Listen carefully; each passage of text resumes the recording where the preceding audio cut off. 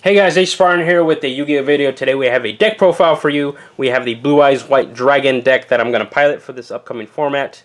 It puts out big beaters, and it is Blue Eyes White Dragon. Very good. Also, the Spirit Dragon is really good against a lot of the decks out in the meta right now. But, let's get into it. And, yeah, let's go. 3 Blue Eyes White Dragon, of course, the namesake of the deck. It's mandatory to run that 3. You do run through these pretty quickly, and there's ways to get them back from your graveyard and things like that. So you run 3 because it is needed. Next we have 3 Blue Eyes Alternate White Dragons. You reveal a Blue Eyes from your hand, a Blue Eyes White Dragon from your hand to special summon this from your hand, so it's very easy to get out. And once per turn you can destroy a monster on your opponent's side of the field, but it can attack that turn, which is really fine because you go into Exceed plays after that. So really, really good to run at 3. So running 3. Next we have 2 Dragon Spirits of White. Let's see, a lot of people run 1, but I like the utility of having 2 in the deck. So it's treated as a Blue Eyes card always. Also, it's a normal monster in the hand or graveyard, which is pretty important, and it helps you do some combos with some of the cards that we'll get to later. And when it's normal or special summoned, you can destroy, or banish a spell or trap on your opponent's side of the field. Pretty dumb. Also, you could, during either player's turn, if your opponent has in a monster, you could tribute it to special summon a Blue Eyes White Dragon from your hand to the field. So, has a lot of utility, that's why I like it at 2, and also helps you unclog your hands if you have Blue Eyes in your hand and you want to get them out on the field, because you have big beaters. He's only 2500 attack, so he's weaker than Blue Eyes itself, but 2500 beater is still a good number to have. So next we go to the tuners. We got 3 Sage with Eyes of Blue. When he's normal summoned, you could add a level 1 light tuner monster from your deck to your hand, except for himself. Also, you could discard him and target an effect monster on the field, on your side of the field. You send it to the graveyard, and then you get special summon a Blue Eyes from your deck to your field. So helps you search out your tuners, especially like Effect Veiler, or this card we'll get to right now, and allows you to do some plays where if you have this on the field turn 1, discard your Sage, you get a Blue Eyes, and at the end of the turn you'll get another Blue Eyes because of this card here, the White Stone of Ancients. Another tuner, probably one of the best cards in the deck. During the end phase, once per turn, if this card is sent to the graveyard, you can special summon 1 Blue Eyes monster from your deck. Also, it has another ability where you can banish it from the graveyard and add a Blue Eyes monster from your graveyard to your hand. So it helps you recycle your Blue Eyes. Also, the discarding effect, or its first effect, doesn't just pertain to your turn. You can do it on your opponent's turn. So if you Twin Twister, discard it, you'll get a Blue Eyes at the end of their turn, which is really awesome. And it pretty much puts your opponent on alert because you have a 3000 beater on your turn. And you can do Exceed plays and all this other crazy stuff. So very good. We only have 1 White Stone of Ancient. If it goes graveyard, you get a Blue Eyes White Dragon to your hand from the deck. You recycle through your Blue Eyes pretty quickly. Getting this effect, if you have a trade in your hand and you could discard it, then you get trade-in material. But other than that, running out 1 is fine, and it's a tuner, so it's not too bad. 1 is fine for that. You have 3 Effect Veiler. You can search this out with Sage, and I like it at 3 because we really don't have any protection against like things like Castell or things that bounce or things that target or don't target, or don't destroy stuff. So having it at 3 is fine with me. And the last card or for the monsters at least, is 2 Maxi. This was hit in the ban list, but I think 2 is the perfect number for Maxi because 3 can get cloggy. I had a tournament this past weekend, and I ran into all 3 Maxi in one game, and it didn't really help me a lot. Didn't really stop them from going off or anything like that. So 2 is perfect. Let's get to the spells here. We got 3 Melody of Awakening Dragon. Discard a card, add up to 2 dragons that are 3000 or more attack or 2500 or less defense. So you add a Blue Eyes White Dragon and alternative dragon, and boom, you have an instant alternative dragon summon. Very good card. We run 3, could get a cloggy or could be dead later in the game, but you want to see it in your open hand. That's why it's good. And probably the most broken card of the deck, Return of the Dragon Lords. It's a free monster reborn for dragons, and it has protection when it's in the graveyard, or you protect your monsters in the graveyard. So, target one level 7 or 8 monster in your graveyard, special summon it, monster reborn, and if your dragon type monster or monsters you control would be destroyed by battle or card effects, you can banish this card instead.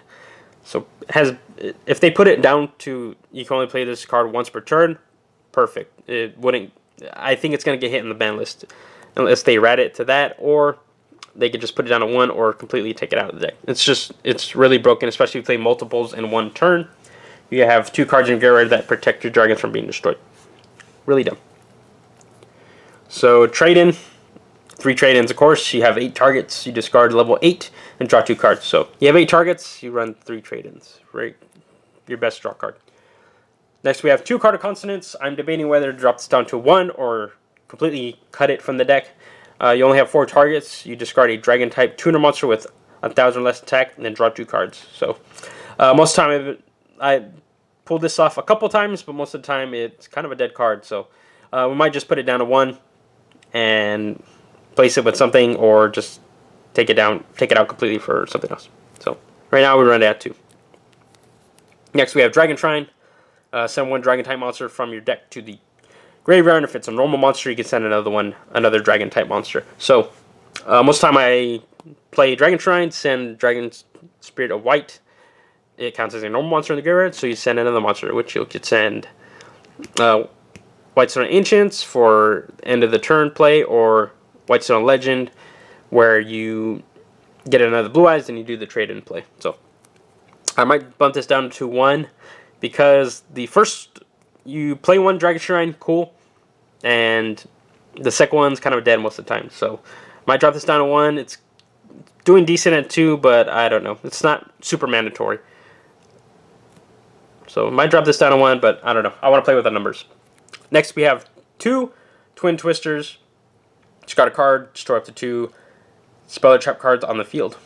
Really simple, helps you unclog your hands, especially with if you have too many Blue Eyes in your hand, or you can send one of the White Stones and do the effects. So it's one of your only back row hate besides Sage, or not Sage, the Spirit Dragon there. Next we have Soul Charge, a win condition in the deck, for sure. You pay 1,000 for each monster you want to revive from the graveyard to the field.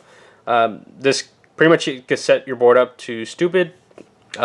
Anything really dumb. I think one time I had a Spirit Dragon, Crystal Wing, and a regular Blue Eyes on the field, and they got to get around that somehow. They got to break your board, which most time a lot of decks they cannot. So one of those, because we only play 1. Then we have 1 Silver's Cry. Might bump this up to 2, but you target a dragon type normal monster in your graveyard and special summon it. You can only use it once per turn, but you have Blue Eyes White Dragon here, the vanilla, and you have Dragon Spirit of White, which counts as a normal monster in your graveyard. So especially during your opponent's turn, you could break their back row, or during your battle phase, you could just play this from your hand, and boom, you get another monster on your field. Play 1, might bump that to 2. Upstart Goblin, just more draw power. Regeki, just a way to clear a field. A lot of times here, I'm having trouble clearing boards. Blue Eyes does a decent job of that, but if they clog up the board with like pendulums or something, they could just re-summon them. It's really hard. So having one Regeki in the deck, I think I like it. Like that. And then we have our only trap, Veni's Emptiness, stopping special summons. Is always good, especially if you go first. You establish a board, you set this down, and you say go. And hopefully they could destroy something on your field. If you don't have protection from Return of the Dragon Lords there or something, then if not, then they're kind of screwed. They got to deal with 3,000 beaters. So that is the main deck. Like I said, I do want to play with some of the ratios, like having 2 Silver's Cry, 1 Dragon Shrine, maybe cutting Card of Consonance, or just putting down a 1. I do want Pot of Desires for the deck. Just 2. I don't want to play the 3. So it might just cut down to like cutting a Dragon Shrine card consonants, or just cutting out all the card of consonants for the 2 Pot of Desires. Whenever I get them, if I ever get them, I will definitely put them in, and maybe do an update video if I get them. So, but that is the main deck. Let's go to the extra deck. And we're doing really good on time too, so here we go. So the extra deck, we run 2 Dragon Spirits, Blue Eyes Spirit Dragon, excuse me. So pretty much you synchro a Blue Eyes alternative or a Spirit Dragon. Oh, not, yeah, you could do the Spirit Dragon and the vanilla. Then neither player can special summon 2 or more monsters at the same time, so this stops pendulums. Once per turn, during either player's turn, when an effect of a card in the graveyard is activated, you can negate the effect that stops BA and any other graveyard shenanigans, like Mermails. And you contribute, during either player's turn, you contribute this synchro summoned card, such as 1 light dragon type synchro monster from your extra deck in defense mode, except for himself, and it's destroyed at the end of the turn. But with Azure Eyes, of course, we'll get into that. But very good, helps you go into Crystal Wing, and it stops pendulums, BA, anything like that. It's just a really solid card, and like most decks can't get over 3,000 defense. So it could just sit there, especially with the pendulums, it could just sit there, and there you go. 2 of those for sure. Then we have 2 Azure Ice Silver Dragon. I've been seeing people put it down to 1, but having 2 it's been working out for me. So use this primarily summoned by the Spirit Dragon's effect. When he's special summoned, dragon type monsters you currently control cannot be targeted by or destroyed by card effects till the end of the next turn. So especially on your opponent's turn, you do end of turn tribute Spirit Dragon into this. You'll be protected. At least he will be protecting whatever dragons you have. And you could, with the second effect here, which is once per turn, during your standby phase, you could target 1 normal monster in your graveyard, then special summon that target. So if you have a Blue Eyes in your graveyard, you could special summon that, and then you'll have a pretty good established board. So, run 2 of those. We have Michael, the Lightsworn, the Arc Lightsworn. You bring him out by Spirit Dragon's effect, and his one effect you use primarily, pretty much only, is once per turn you can pay 1,000 life points and banish a card on the field. So really good. Then this helps get into Crystal Wing. Black Rose Moonlight Dragon. This is probably one of the best cards in the game right now, I want to say, especially for synchros. You go into this with Spirit Dragon as well. If this card is special summoned or a level 5 or higher monsters is special summoned on your opponent's side of the field, target 1 special summoned monster your opponent controls, then return that target to the hand. You can only use it once per turn, but especially if they're going to clear your board and it's because of a monster that they have, you tribute the Spirit Dragon into this, it still gets its effect because it hit the field. So, boom, 1 of those. Then we have the last synchro we have, Crystal Wing Synchro Dragon. Very powerful card. It's shot up in price a lot. And once per turn, during either player's turn, when another monster's effect is activated, you can negate the activation, and if you do destroy that monster, and he gains attack of that monster, the attack of the monster that it destroyed until the end of turn. Also, if it battles a level 5 or higher monster your opponent controls, during damage calculation, it gains the attack of that monster. So it's a built-in honest type thing. It's a very good card. It's very stupid, especially its first effect, just negating a monster's effect completely and getting an attack for it. Dumb. 1 of those. Then we go into the Exceeds, level 38, Hope Harbinger Dragon Titanic Galaxy. Long name there. But once per turn, during either player's turn, if a spell card or effect is activated on the field, you can negate it and it becomes material of this card, which is dumb. And its detach material is detach effect is detach 1 during your opponent's. If your opponent declares an attack, you detach 1, and this becomes the target of the attack. It's a 3,000. It's the Blue Eye stats, so it's a big beater as well. If you get this and like Spirit Dragon on the field, or Crystal Wing, or all 3 at once, then it should be game over already. It's ridiculous. Then we have Alcei, the Sylvan High Protector, level 8. Exceed. Once per turn, you can declare a card name, excavate the top card of the deck. If it's the declared name, you can add it to your hand. If it's not, it goes to the graveyard. And if a card would go to the graveyard by a card effect, from the deck to the graveyard by a card effect, you could detach one from him, and you can target one card on the field, place it on top or the bottom of the deck. You get to choose. So this is a level 8 Castel, pretty much. It's really powerful. Most of the time you want to put it on the bottom of the deck, unless it's a very useless card, you put it on the top. So very good. Has a big butt too. Has 3,200 defense. So it's really good. Next we have level 46, or number 46, Dragolon. This is for the mirror match. Unfortunately, I didn't get to play this past weekend, but it is for the mirror match. We do have some Dragon decks running around here. So its effects are, you could, once per turn, if you control another monster, you could detach a material to do one of these 3 effects. Special summon a Dragon-type monster from your hand. Target one Dragon-type monster your opponent controls, then take control of that target. Or Dragon-type monsters your opponent's control cannot activate their effects till the end of your opponent's turn. So it's pretty crazy. Definitely gets the mirror match. It's very helpful. Then we have number 23, Lancelot, Dark Knight of the Underworld. This can attack your opponents directly if it has material on it, and if it does battle damage to your opponent, you can target one face-up monster your opponent controls and destroy it. Once per turn, during either player's turn, when a spell or trap card or another monster's effect is activated, you can detach one and negate the activation. So it can negate effects. It can destroy monsters on the field, attacks directly. Once it has no material, though, then it's kind of just a 2,000 attacker, which is pretty weak for a level 8 Exceed. But its effects are really good. So I wrote one of those. Next, we have the Galaxy Eyes package here. First, we have the Galaxy Eyes Cypher Dragon. It's blue eyes of stats here. But once per turn, you can detach one material from this card, then target one face-up monster your opponent controls. Monsters you control cannot attack your opponent directly for the rest of the turn except this card. Also, take control of the targeted monster until the end phase.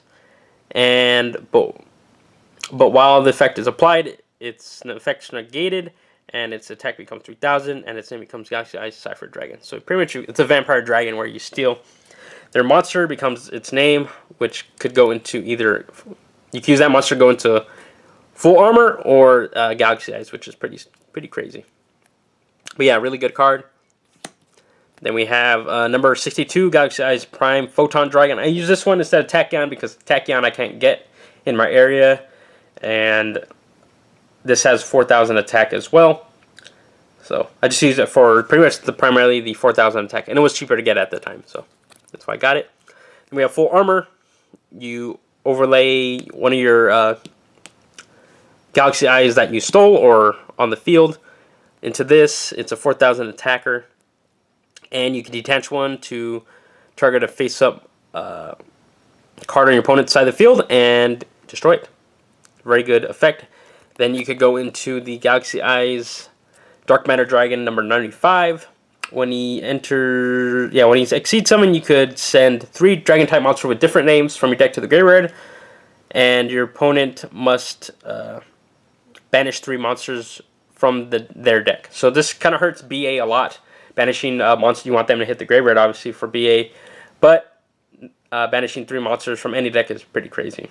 Maybe just Cosmos, maybe it's the only one that's iffy about it. But it's pretty good. Also, its detachability is you detach 1 material, and this card can make up to 2 attacks on monsters during each battle phase this turn. So that's a 4,000. So a lot of high numbers here. That is the extra deck there.